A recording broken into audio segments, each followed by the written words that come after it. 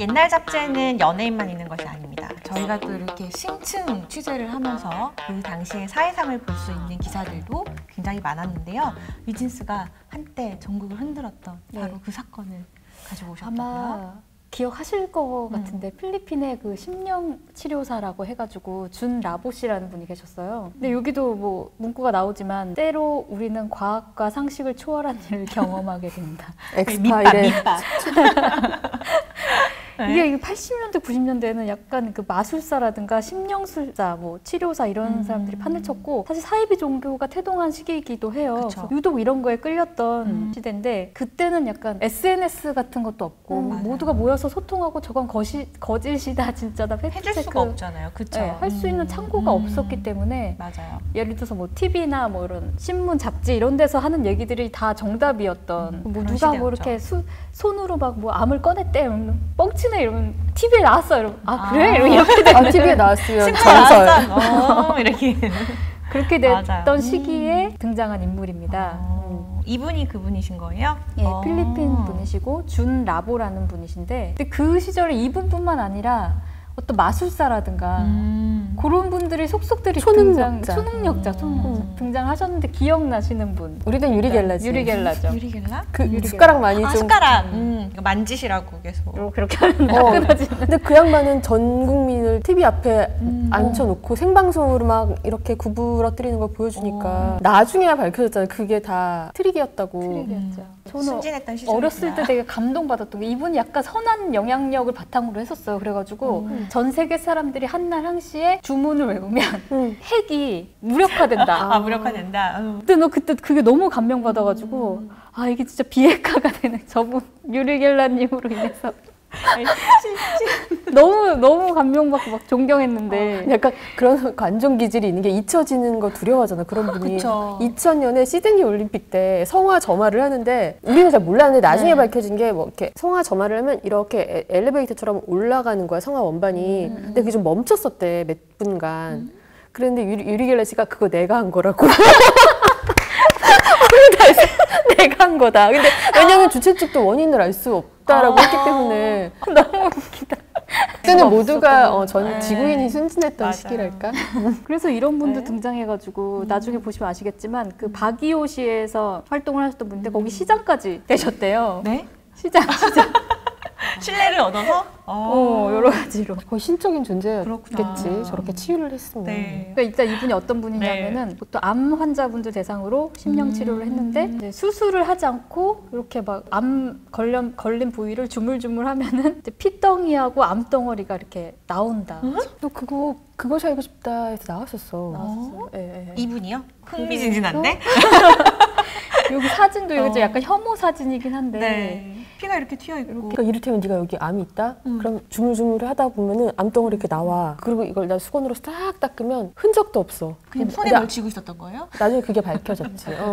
동물 피를 이용해서 스펀지에 적셨다가 이렇게 암덩어리를 꺼낸 것처럼 해서 본인이 나았다고 믿으시는 뭐 사람들이 일종의 있으니까 플라시보 같기도 그쵸, 한데 그쵸. 몸에서 뭐가 빠져나가는 기분이 들고 치유했다라고 느끼는 사람들이 실제로 있었고. 그리고 암 환자들은 그때만 해도 좀 암 치료 기술이 좀 떨어졌 지금보다는 그래가지고 뭔가에라도 매달려야 하는 사람들이 그쵸, 되게 많았고 맞아요. 그래서 찾아봤는데 그 중앙일보 기사에 난데없는 심령수술 열풍 준 라보 찾아 필리핀은 9월 이후 부쩍 늘어. 실제로 우리나라에서도 많이 가는 거예요? 네, 실제로 많이 가신 거예요. 그러니까 이분이 사흘 정도 서울에서 시연을 원정 프로모션용으로 나오셔서 원정을 나오셔서 시연을 하신 거예요. 그 이후부터 이제 암 환자들이 근데 또 그만큼 절실했던 그럼 마음을 이용하신 지푸라기라도 거네요. 잡아야지. 그러니까 그런 약한 마음을 이용하신 분이라서 정말 나쁜 분이신데 레이디 경향도 당해버린 거죠. 당했어요, 저희도? 당했습니다. 기자도 막 시신을 하고. 아 진짜. 이 기사는 이제 그 당시 가수 양수경 매니저 분이시고 가요계 거물이시죠. 예당 유명하셨... 엔터테인먼트 대표시고 바나나 컬처 대표도 하셨는데 이분이 임파선 암에 걸리셨다는 거예요. 그래서 그 준 라보를 만나서 완치하기까지의 내용을 수기를 쓰신 거예요. 암 극복기라고 적혀 있네요. 내게 불행의 그림자가 드리운 것은 작년 10월. 그 양수영 씨가 아시아 방송가요제에 갔을 때 그날 우연히 오른쪽 아랫배에 뭔가 만져진 거죠. 혹시 암인가 하고 병원에 갔더니 임파선암. 네, 임파선암이라는 진단을 받으신 거예요. 근데 한국에서 충분히 치료 받으실 그쵸. 수 있는 정도의 여건이 되시고 그때는 이제 이분이 이제 암에 걸렸다는 소문이 나면 좀 사업적으로도 뭔가 타격이 올 수 네. 있어서 조용히 치료하고 싶으셨구나. 조용히 치료하고 싶어서 쉬쉬를 하셨다고 하죠. 쉬쉬했는데 이제 가요계에 거물이시니까 이때 김수희 씨가 그런 소문이 돌았어요. 필리핀에서 후두암인지 어떤 매체는 유방암이라고 돼 있는데 어쨌든 이런 암을 고쳤다. 이런 소문이 돌아서 사실 확인은 안 된 거긴 한데 그래서 이제 나도 한번 가보자 해가지고 희망을 걸고 가셨구나. 네, 가신 거예요. 그래서 이분이 이제 수기를 쓴 거 보면 시술대에 누웠을 때 단 한 장의 흰 천으로 몸속을 본다는 거예요. 그래서 투시. 와. 내가 임파선암에 걸렸다는 사실을 얘기했다. 본인이 말하지 않았는데? 모르겠어요. 하여튼 그랬대요. 그래가지고 그리고 그 안에 이제 일본이나 한국 같은 데서 여러 나라에서 암 치료하는 사람들을 만난 거예요. 그래서 그분들이 막 되게 체험담을 얘기하고 하니까 혹한 거죠. 믿을 수밖에 없었다. 90% 정도 치료가 됐다. 열 흘리는 완쾌.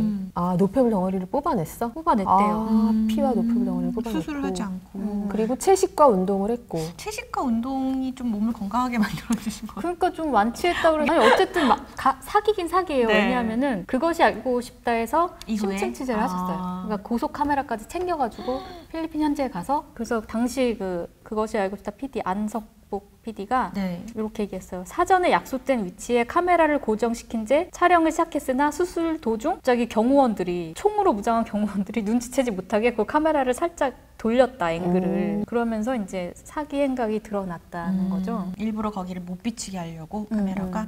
어쨌든 이분이 이렇게 체험담을 얘기하시니 레이디 경향 기자도 기적의 현장을 찾아간 거예요. 아, 확인 취재를 하러 가셨구나. 취재하면서도 약간의 의심은 있어요. 마술은 아니었다. 아, 손에 뭔가 숨겼나 손을 해서? 유심히 보았다. 마술이 아닐까 했는데 어쨌든 속았어. 마술이 아니었다. 그리고 내 몸에 담석 몇 개를 이제 꺼내신 거예요. 근데 손에 아무것도 없는데 어떻게 나오지? 닭 간이라든가 소피를 이렇게 주머니에다가 이렇게 비닐 주머니 이렇게 같은 데 꺼낸 해가지고 그러니까 뭔가 이렇게 주물주물 하기만 하면 이렇게 막 나왔거든. 핏덩어리가 툭툭툭 떨어졌었어. 근데 이 양반이 봐봐. 당신은 술, 고기, 담배를 너무 즐긴다. 그래서 피가 이렇게 더럽다고 얘기했을 때 30, 40대 남자 기자 몇 명을 데려다 와서 이 얘기를 하면 용하다고. 얼굴에 기가 안 좋아 이런 거랑 똑같은 거잖아요. 그러니까 기자들이 뭐 술, 고기, 담배 안 하는 분이 분이 없으니까. 없었고 해서 한번 이렇게 혼나고 정신 차리고 왜 또 가지고 와? 포르말린 병에 담아 한국으로 가져왔다. 봐봐, 심지어 꺼낼 때 옆구리 쪽에서 뭔가 실 같은 게 빠져나가는 느낌을 받았대잖아. 그러니까 그런 분위기랑 뭔가 취한 거지. 온도, 습도, 그 모든 그날의 온도. 눈초리에 그날의 온도, 어. 그날의 습도. 여기서 봐봐요. 그것들은 주로 선지, 소피, 찌꺼기, 물주머니처럼 생겼다. 진짜 선지와 소피였을 것 같은데. 진짜였는데. 진짜였는데 속으셨어. 근데 이게 우리는 이제 미래의 시점에서 보니까 이런 거고 본인이 그쵸. 거기서 당하면 네. 그냥 그런 시대였던 것 같아요. 그쵸. 90년대 초반에. 맞아요. 그래서 이 당시는 도대체 어떤 시대였길래 이런 뭔가 영적인 네. 거에 사람들이 우르르 쏠렸을까 해서 찾아봤더니 그때 한 70년대 외국에서 이제 뉴에이지 운동이라고 그게 이제 우리나라에 80년대, 90년대에 넘어와서 전반적인 네. 영향을 끼쳤는데 뉴에이지 하면 이제 무신론하고 이렇게 물질을 좀 배제한다, 물질주의를 반하는 그런 사람들이 이제 모여가지고 이제는 자연으로 돌아간다거나 우리 내재된 잠재의식 속에 그런 능력을 꺼내서 우리 살 길을 찾는 것이 신이 아닌 우리가 이제 우리 스스로 구원을 받아야 된다는 게 뉴에이지라는 난 빨려 운동이에요. 들어갔을 것 같아요. 그렇다 보니까 그게 약간 부작용으로 진짜 뭔가 초능력자들이 나온 거죠. 그쵸. 근데 옛날에 그 뉴에이지 음악만 듣는 것만으로 기독교에 되게 절실한 친구들은 막 사탄의 음악 듣는다고 막 맞아. 그쵸? 조지 윈스턴 막 디셈버 듣다가 막 친구랑 싸우고 그럼 안 돼요? 야니 이런 뉴에이지 정말 야니 맞아. 그게 약간 사탄의 음악이다 해가지고 하여튼 독실한 친구들한테는 금기시된 음악이었어요.